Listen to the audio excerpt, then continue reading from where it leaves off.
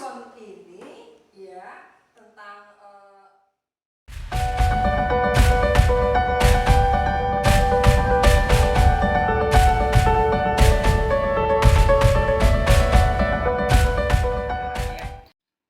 politisasi perencanaan ini dalam bahasa tata ruang disebut dengan politik tata ruang. Jadi bagaimana perencanaan itu dipengaruhi juga oleh faktor politik. Oleh karena itu kita tidak serta-merta, tidak langsung bicara tentang bagaimana kota-kota itu dirancang ya dengan bertumpu pada suatu ideologi dasar yang namanya neoliberalisme, di mana di situ ada suatu kekuatan yang sudah inherent ya dalam kehidupan kita sehari-hari di era globalisasi, bahwa kekuatan global ya itu mendikte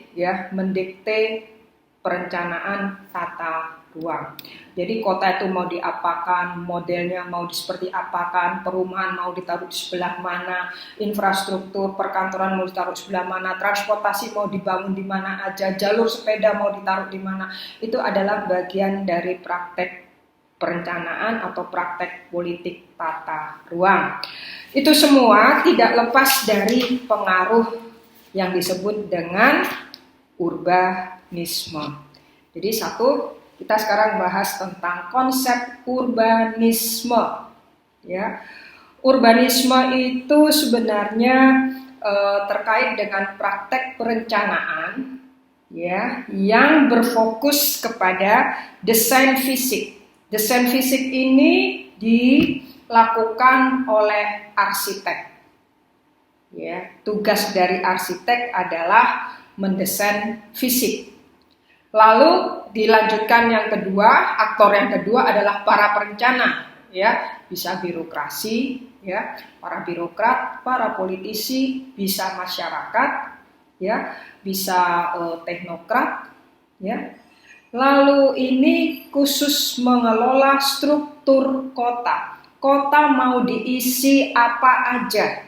Mau diisi bangunan apa, mau diisi gedung apa, mau diisi infrastruktur apa. Jadi pengelolaan struktur kota ada di tangan di luar arsitek. Lalu yang ketiga adalah ini. Di sini peran akademisi adalah aktor ketiga yang mempengaruhi perencanaan tata ruang. Ya. Nah, biasanya di awal abad 9 di awal abad 20 ada seorang sosiolog yang bernama Louis Wirth. Ya, Louis Wirth ini dia salah satu ahli tata ruang dari sosiologi perkotaan, kalau nggak salah ya. Nah, dia mewakili akademisi ya, dan dia menunjukkan bahwa kepada kita semua ini para arsitek, para sosiolog, para birokrat ya, berhentilah untuk mengeksplorasi ya, untuk menentukan batas-batas urbanisasi dari entitas fisik kota. Jadi ada orang yang namanya Louis Wirth ini, dia bilang kita kalau ingin membangun kota jangan lagi terbatas pada pembangunan fisik. Karena apa? Karena sekarang sudah mulai berkembang adanya pengaruh teknologi ya, teknologi di bidang komunikasi, dan sudah mulai berkembang transportasi.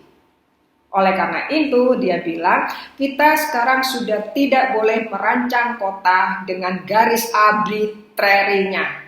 Jadi jangan di kotak-kotak, ini kota harus diisi gedung, harus diisi jalan khusus untuk mobil gitu ya. Ini khusus untuk orang-orang yang akan bekerja. Tapi kita harus sudah mulai memikirkan bahwa ada suatu perkembangan di bidang teknologi komunikasi dan di bidang transportasi. Oleh karena itu ketika kita merencanakan pembangunan di perkotaan, kita harus sudah mulai ke arah yang lebih komprehensif dengan mengembangkan prinsip-prinsip urbanisme.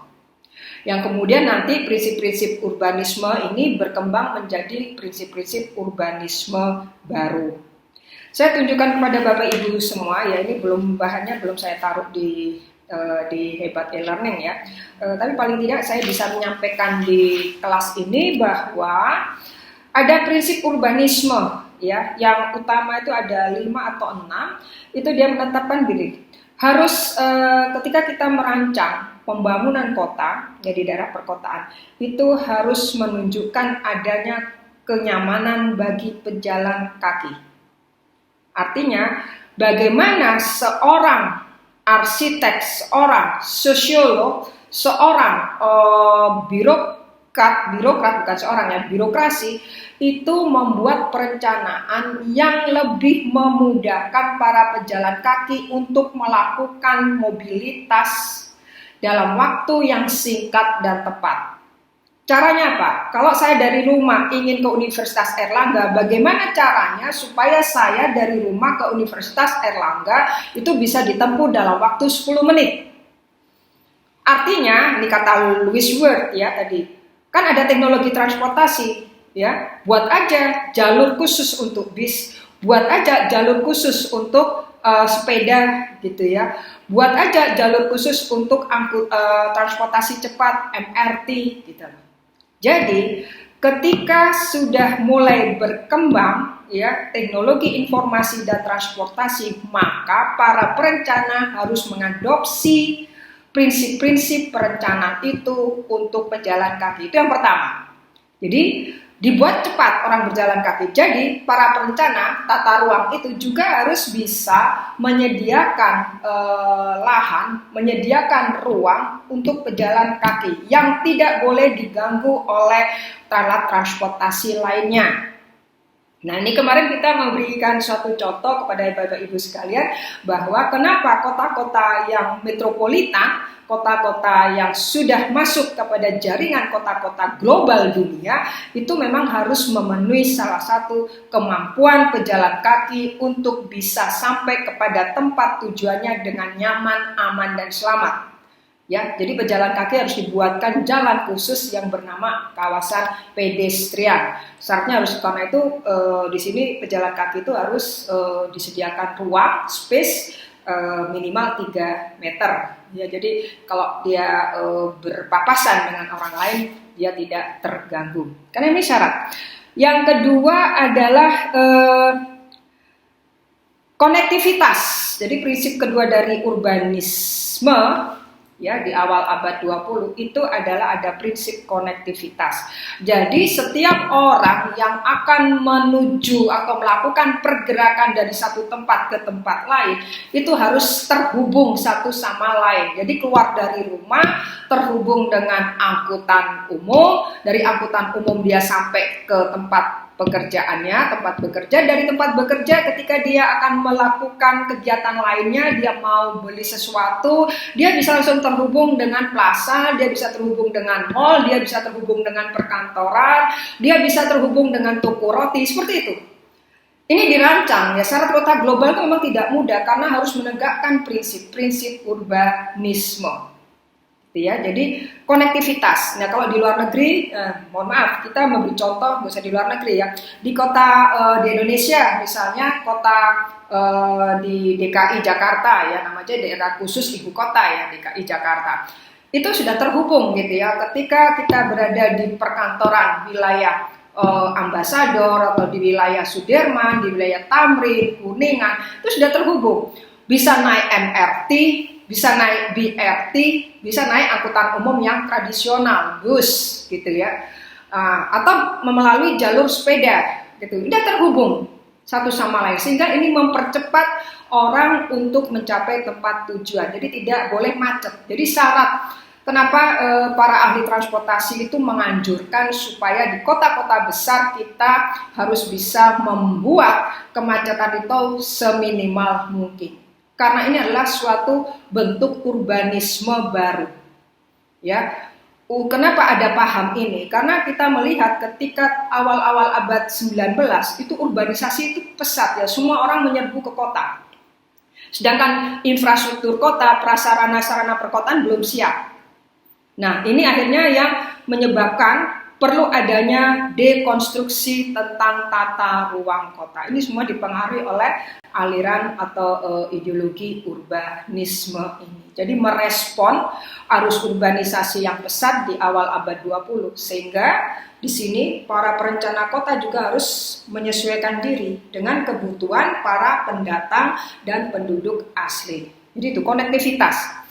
Kalau di lagi ya, ini contoh luar negeri ya.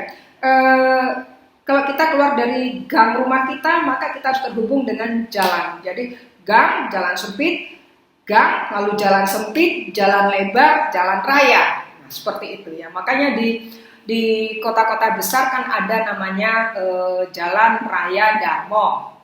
Itu kalau di Surabaya. Tapi kalau di DKI Jakarta, rayanya ada di belakang, Cipete Raya, gitu loh ya.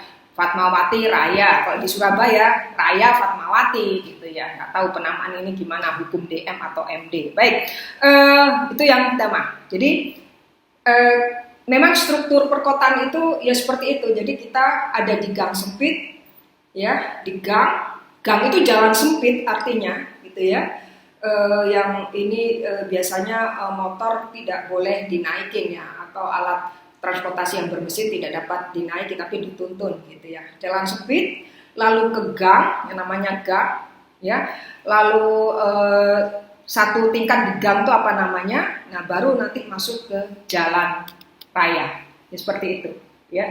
Ini memang konstruksi dari urbanisme ya, dari aliran atau ideologi urbanisme ini. Lalu yang ketiga, syarat ketiga atau prinsip ketiga adalah ada penggunaan ya ruang-ruang itu yang bisa dibagi untuk berbagai tujuan. Jadi ada ruang-ruang, tempat-tempat, space dan place ini mempunyai fungsi yang saling mendukung. Ya, jadi ada keterpaduan ya antara satu tempat dengan tempat yang lain. Contohnya gini, kita di perkotaan umumnya sekarang sudah ada namanya apartemen. Ya, ada apartemen, ada rumah gitu ya, antara toko, antara kantor, sekarang kan diselipi itu. Jadi satu ruang, satu space, tapi mempunyai fungsi yang banyak. Satu space ya, kalau Bapak Ibu tahu yang namanya Jalan Airlangga ya, kampus B ini, tempat kampus B berada, itu di situ ada perkantoran, ada rumah sakit Dr. Sutomo gitu ya, ada sedikit bergerak sedikit ke Dharma Wangsa itu ada lapangan olahraga namanya untuk olahraga hoki gitu ya, lalu ada tempat kos, lalu ada tempat fotokopi, ada bank. Nih, jadi satu ruang space itu kalau bisa itu multifungsi, ada tempat dan ruang yang saling melengkapi.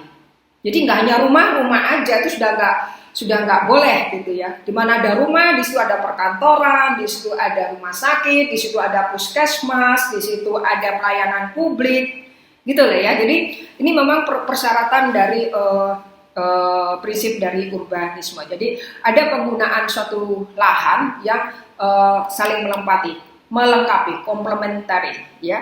Penggunaan dan keanekaragaman fungsi itu ada pada suatu tempat. Nah, ini yang sekarang tren ya, di awal abad 21 sekarang tren, bahkan tidak hanya dibuat seperti itu ya, bahkan sekarang arsitek itu sudah melakukan banyak inovasi dengan membangun suatu tempat yang namanya bisa mall, bisa plaza ya, seperti yang dibangun oleh para pengembang besar di Surabaya Barat dan di Surabaya bagian timur. Itu ya, di situ kita bisa konsepnya adalah one stop shopping. Jadi kita bisa apa aja, ngurus surat-surat di situ, belanja di situ, mau nyantai-nyantai juga bisa di situ. Jadi multifungsi ya, dengan bangunan vertikal yang tinggi. Nah, itu konsep apartemen ya, di bawahnya supermarket, lantai 2-nya apa, nah seperti itu. Ini adalah konsep dari operasionalisasi dari konsep urbanisme.